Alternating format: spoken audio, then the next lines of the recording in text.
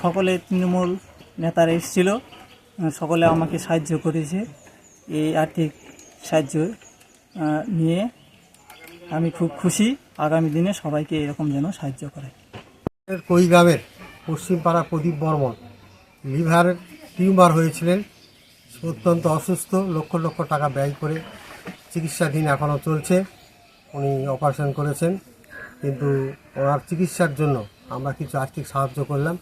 আমরা চাইব যে সমস্ত স্তরের মানুষ একত্রিত হয়ে তাকে সাহায্য করুক, এটা প্রত্যেকের কাছে আবেদন করব। যাই যা পারে ওকে সাহায্য দিয়ে ওর শরীর ভালো হয়ে উঠুক, মানে আগামী দিনে যাতে কর্ম করে খেতে পারে, গরিব লেবার শ্রেণীর লোক কর্ম করে খেতে পারে, সকলের সাহায্য করুন, এই আবেদন আমরা করছি।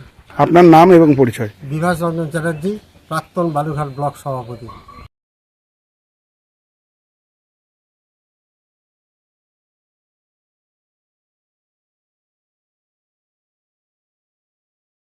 সকলে তৃণমূল নেতারা এসেছিল, সকলে আমাকে সাহায্য করেছে।